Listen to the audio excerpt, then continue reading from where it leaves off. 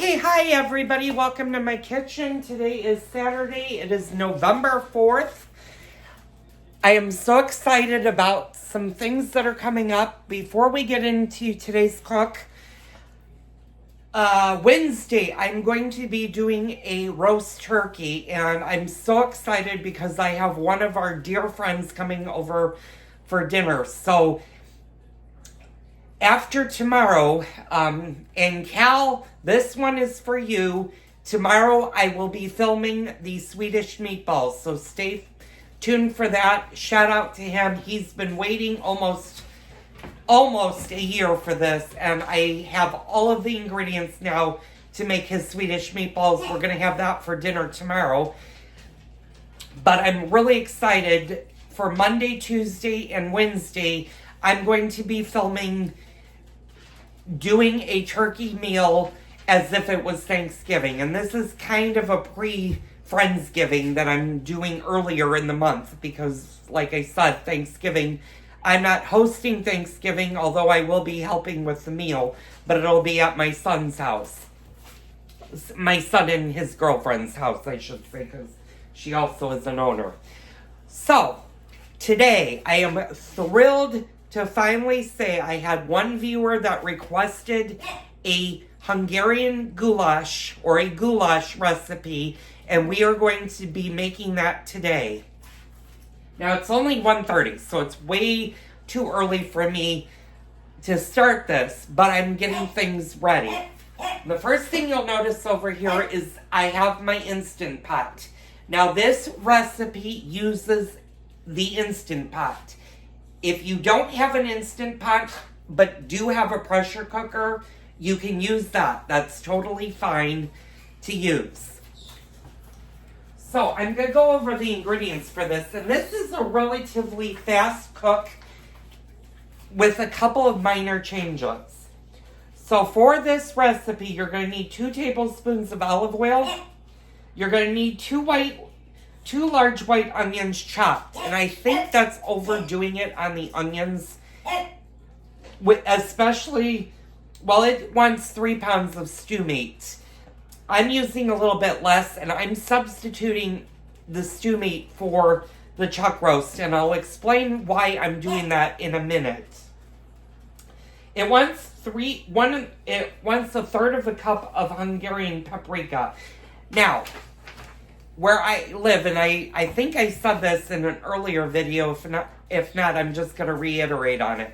Finding Hungarian goulash where I live is almost impossible unless you go to a specialty store, and because I don't use Hungarian paprika all that often, I did buy a different version, and I bought the smoked paprika, and I'm actually going to bring you guys out to the pantry so you guys can see what the difference between smoked paprika and regular paprika are.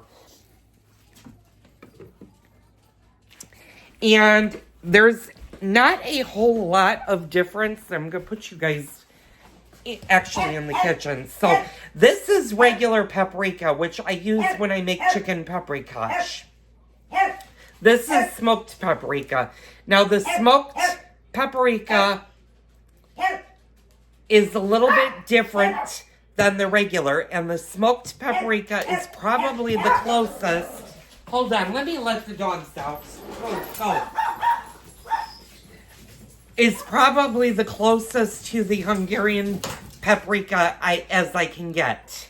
If you can find Hungarian paprika, though, this is what the recipe uses. Now, it uses 2 tablespoons of garlic, and it wants it minced. You can also substitute chopped. I don't think chopped and minced are going to make the recipe that much different. Now, what makes a goulash is the fact that you do not use flour to thicken the sauce. This recipe calls for cornstarch. You can use cornstarch, or you can use a thick tomato puree. I would probably use the cornstarch because that will be a good thickening agent. 4 cups of beef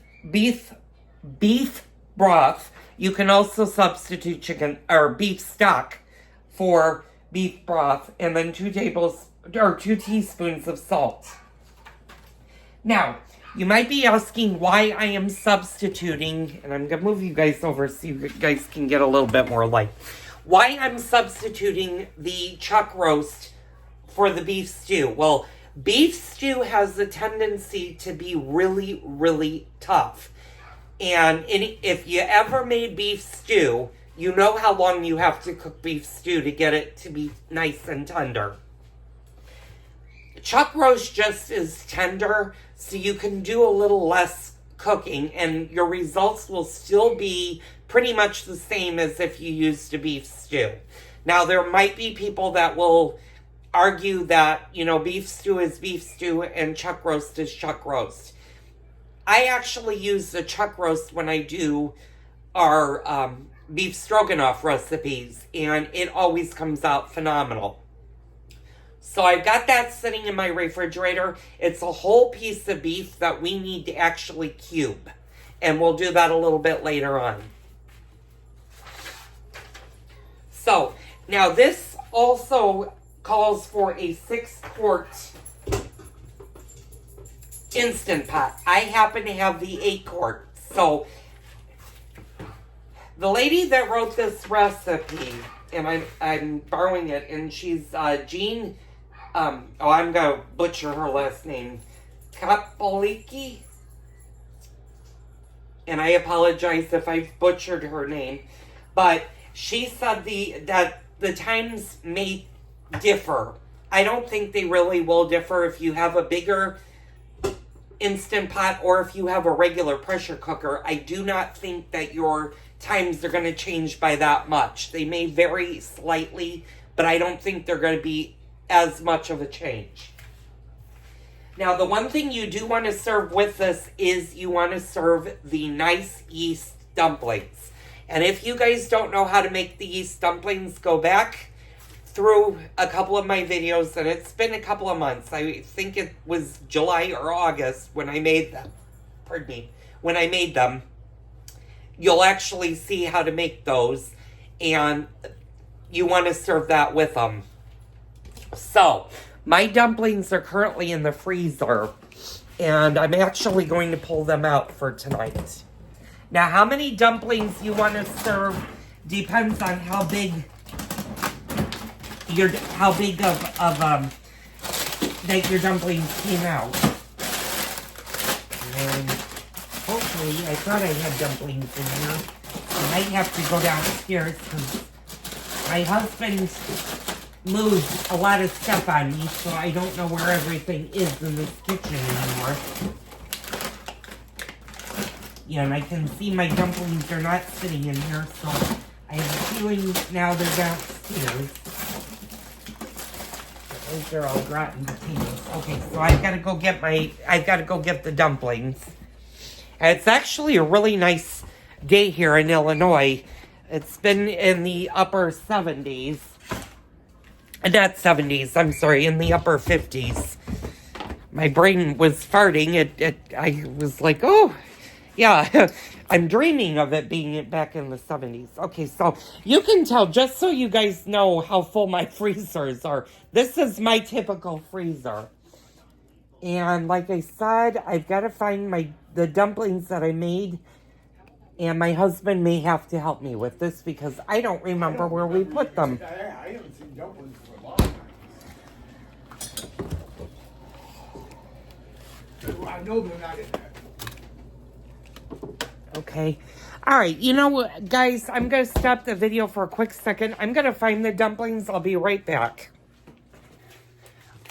Okay, I'm back. I'm sorry. We had a miscommunication, and I do have a lot of dumplings, but these are the ones that I was looking for, and these are the yeast dumplings. So these are different than the heavier bread dumplings that my grandmother grew up with. So what you want to do is get your dumplings out of the freezer, stick them in the refrigerator until you need to use them. And I'm going to show you how to properly heat up dumplings. And these are rather small dumplings. They're not the big round ones like you would get in a restaurant. So I would say maybe 3, maybe 4 per person. And there's quite a bit in here. So I'll make probably all of these, and I'll show you how to do that later on. So I'm going to put these in the refrigerator. Now I'm looking at my chuck roast, and it's 2.5 pounds. So the recipe, I believe, calls for 3 pounds of stew cut in 1/2 inch cubes. We're going to do that with the chuck roast. Because of the chuck roast, and because yellow onions are so big, I think you can get away with 1 large onion. Now, if you're going to do 3 pounds, then maybe an onion and a half. I don't know why this calls for 2 large white onions chopped. That just, to me, seems like an overkill of onions. But, again, I did not grow up eating goulash. Goulash was not something that was ever served in my house that I recall. So this is going to be a totally new recipe for me to do, but I'm glad to do it for you guys and viewers, especially if you guys ask for a specific thing within reason, because there are certain dishes I cannot make and will not make, because there's certain things I just don't eat. Tripe being one of them. Brains I will not eat. And there are a couple of dishes that I just cannot make because they're too complicated. Like sushi. I love sushi, but I will never prepare sushi because that is a really, really hard dish to prepare. So, anyway, you want to make sure that your Instant Pot is nice and clean. The lid is clean. The total time to make this, the prep time is about 5 minutes. The total time is going to be between 35 and 45 minutes. So it's going to be a relatively fast dinner. I'll be coming back at about maybe 5:30 and we'll get started with this meal. I'm so excited to do this. It's one that's been requested. And like I said, tomorrow's dinner is going to be the Swedish meatballs. I have all of the ingredients for that, and I'm excited to do both different dishes from 2 different regions this weekend. So stay tuned. Okay, hi y'all. Welcome back to my kitchen. We're going to start. I know I said 5:30. It's 4:18 right now, but we're going to start getting the goulash recipe ready. Of course, you're going to hear the mouthpiece in the background, and he's adamant that he wants to eat right now, and it's a little bit too early for me to feed him, so he's going to have to wait. So, forgive him for barking. I'm just putting my carrot cake recipe away that I used yesterday because I wanted to make sure. I also do apologize. I didn't really edit any of the videos, or I edited them really fast to get them out for you guys on Saturday.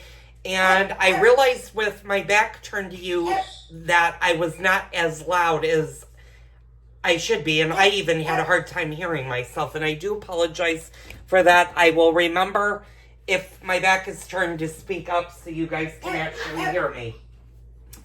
So, this Hungarian goulash is actually called the Instant Pot Czech goulash. And it does have a slight Czechoslovakian twist to it because it is being served with the yeast dumplings. Now, you can serve goulash. Hungarian goulash can be served many, many, many different ways. You can serve it with white rice. You could serve it with egg noodles. You can serve it with mashed potatoes. You can serve it with dumplings. We're going to serve it with dumplings because that is tradition. Edward, enough. Enough. You'll get fed when I'm ready to feed you. Don't let him fool you. He is by no means starving. He does eat dry when he wants to. And he eats a half a can of food every single day. And he ate everything yesterday. It's just, he is demanding food right now, and I'm not ready to give it to him. So, this is going to use 2 tablespoons of olive oil.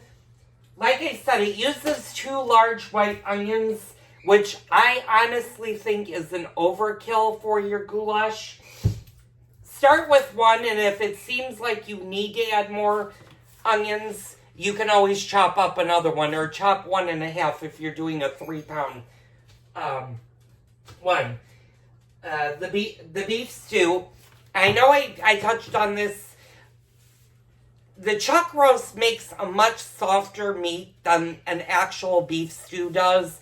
Beef stew is probably traditional for this recipe, but it also takes longer to cook, and we're going to do a faster Instant Pot meal. So, the first thing we're going to do is I'm going to get my cutting board, and I'm going to actually put you guys on this side. I'm going to have to angle you guys down, and you're seeing the vase is right here. Oh, speaking of which, I didn't show you. I went out to my local Kohl's today, and they had a good clearance. So I bought a new table run and some new tablecloths that fit this table. Unfortunately, my dining room table is an oval or an oblong and not rectangular like this is. So those tablecloths are designed for that particular table. These are designed for this table. And I got 2 sets of tablecloths. I got a light blue and a dark blue. And I'm contrasting the napkins. As you can see, actually, this is the color of the other tablecloth, is this dark blue. And I have the matching napkins for this. And I thought this is a very cute runner. Now, I will probably buy one for the holidays for this table. I just didn't want to do it today because, 1, we're not close to Christmas yet. We still have Thanksgiving to get through. And since I'm hosting a friend for Thanksgiving on Wednesday, I figured we'd eat in the kitchen because it's just 3 of us.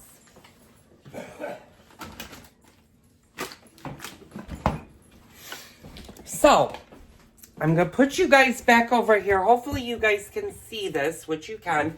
Like I said, ignore this. This is just the vase, and I washed it. My flowers were dying. So you need a good, sharp kitchen knife. One of these is good. If you have a butcher knife, that's good too. And you need a plate. I'm going to actually flip you guys over so you guys can see me in the kitchen. You won't see me for a minute. I'm just going to go and I'm actually going to grab a bowl. And you might be asking why I'm grabbing a bowl versus a plate. Well, the reason I'm grabbing a bowl is because I want to be able to put our meat in there. And I think one of the... Okay, this one is a little bit different than the stroganoff, where we're not going to take the beef out of the meal. So, I guess I could have done a plate. And actually, I'm going to turn you guys around again. And that's what we're going to do. Like I said, I'm not going to start this meal for probably about an hour, maybe an hour and a half. But I'm gonna get the ingredients ready. Speaking of ingredients, since he is barking, or has been, I'm gonna just have to get his stuff ready. Edward, I don't have a thing of food for you in here. I have to open you a can. You're gonna have to wait. I'm not ready for you. That's Miley that you're hearing in the background. Ice, move your tail so I don't step on it, please. Thank you. My. So this is a nice chuck roast. And for those of you, I think I touched on this when we talked about meat, especially when I did the stroganoff, but I'm just going to do a quick thing. A chuck roast can be used for many, many things. It's mostly used for pot roast. because it's a great cut of meat for pot roast. Now this calls for 1/2-inch cubes. Do you have to go that small? I don't think you necessarily need to go that small, but we are going to cut these into more bite-sized chunks. And if your chuck roast has a lot of fat on it, you want to trim some of the fat off. And I would say that's about a 1/2-inch cube. Now, I'm not doing a 1/2 inch all around. Especially, you want to be careful if your roast has like this thick fat on it. We're going to trim some of that off.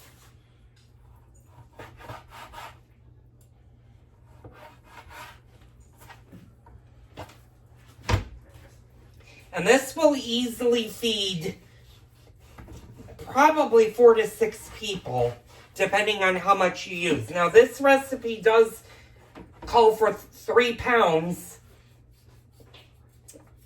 of stew meat. And like I said, if you're a big family, by all means do 3. And this actually does not say how many it feeds. But I would say it will feed a family of 4 very easily.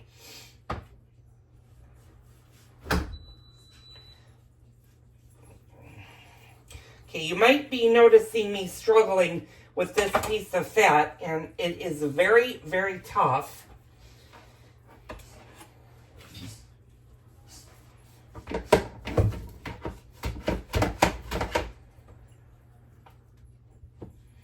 And unfortunately, this is not the sharpest knife I have, which actually, you know what? I'm going to put that in here. Speaking of knives, I'm going to change the subject a little bit. And those of you that are faithful watchers know that I do this a lot where I'll change mid-sentence and we'll go into a completely different topic. By the way, I want to welcome any of my newcomers that are just joining us. Welcome. If you have recipes you want me to explore, leave them down below in the comment section. This was actually a request from one of my longtime viewers, wanted a Hungarian goulash, or a good goulash recipe. And then I have another friend who is a personal friend of mine. I've known Cal for several years. He wants Swedish meatballs, which we're going to tackle tomorrow. So the reason you guys are on the kitchen table versus the... Oop. And I gotta be careful with this, because I've moved all of my glassware. It's finally off the dining room table, but it's all underneath the kitchen table now. So I gotta be a little bit careful where I put things or how I move things so they don't break into the glasses. Okay, so I'm back. Sorry about that. Hopefully you guys heard me. We're getting into the 10-minute mark, so I'm gonna stop the video really fast and I'll pick it right back up.